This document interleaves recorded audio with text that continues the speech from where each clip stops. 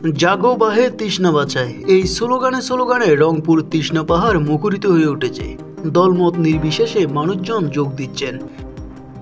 প্রতি বছর পানি আটকে রেখে হঠাৎ ছেড়ে দেওয়ার কারণে বাংলাদেশে বড় বড় বন্যা হয়।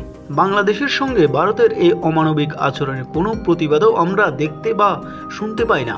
বরং অঞ্চলের প্রায় 2 কোটি মানুষ তৃষ্ণার উপর প্রত্যক্ষ পরোক্ষভাবে নির্ভরশীল।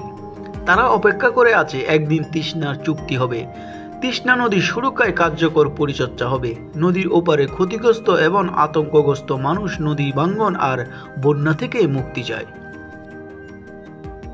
তবে এই তৃষ্ণা নদী নিয়ে আবারও জেগে উঠেছে বাংলাদেশ। 2 দিনব্যাপী এই কর্মসূচিতে কয়েক লক্ষাধিক মানুষের সমাগম হবে বলে জানিয়েছেন আয়োজক সংগঠন তৃষ্ণা নদী রক্ষা আন্দোলন। এই আন্দোলনে কর্মসূচিতে যোগ দিতে তৃষ্ণা পাহাড়ে আছেন বিএনপির শীর্ষ 14 নেতা।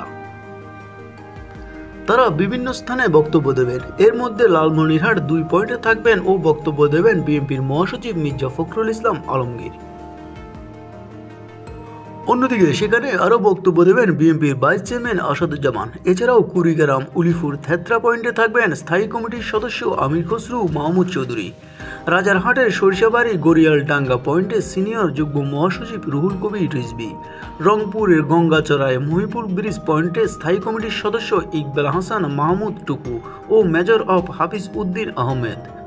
নিউজ বাংলা 29।